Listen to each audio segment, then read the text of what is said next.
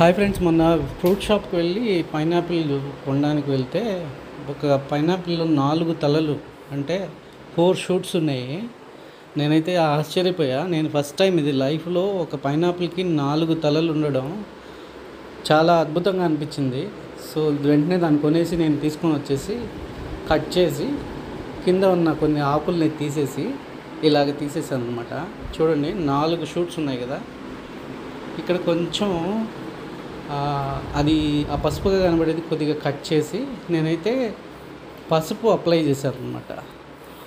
చేశాను. ఎందుకంటే ఫంగస్ అవ్వకుండా మనం ప్లాంట్ చేసినప్పుడు ఈ షూట్స్ నుంచే మనకు కొత్త ప్లాంట్ అనేది వస్తుంది. సో ఇది ఒక రవ్వ వింతగా అనిపించింది. ఒక రవ్వ వింతగా కాదు, ఇది నాకైతే వింతే. 4 తలలు ఉండే పైనాపిల్ని నా లైఫ్ టైంలో నేను ఇప్పటి వరకు అయితే చూడలేదు. మీలో ఎవరైనా ఇలాంటివి చూసారా? నేనైతే ఎన్ని ఫ్రూట్స్ మార్కెట్స్ వెళ్ళినా ఇలాంటి 4 తలలు ఉండేది అయితే చూడలే. చూడండి, ఇలా పసుపు అప్లై చేసి కొన్ని లీవ్స్ తీసేసాను అనమాట ఇలాగా. సో ఎందుకంటే అక్కడి నుంచి మనకు రూట్స్ ఫామ్ అయ్యి ఇన్ఫెక్ట్ అవ్వకుండా ప్లాంట్ గ్రో అవ్వడానికి. సో నేను ఇలా చేసి డ్రై చేసి ప్లాంట్ చేశాను. ఇప్పుడు మీకు చూపిస్తాను ఎలా ప్లాంట్ చేశానో.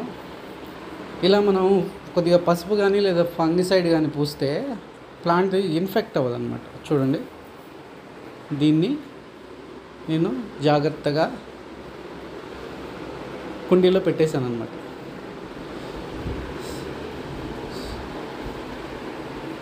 నేనైతే ఈ ప్లాంట్ గ్రో అవుతుందని ఆశిస్తున్నా.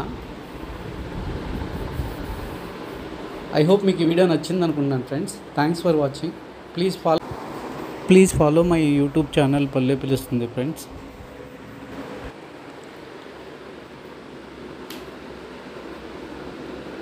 చూడండి, అలా కొద్దిగా మట్టేసి కప్పేసి కుండీలో తర్వాత దానికి నేను వాటరింగ్ చేశాను. ఇంకొన్ని రోజుల తర్వాత దీని అప్డేట్ ఇస్తాను ఫ్రెండ్స్ మీకు. చూడండి, 4 షూట్స్ అనేది ఇది ఒక రకమైన వింతే.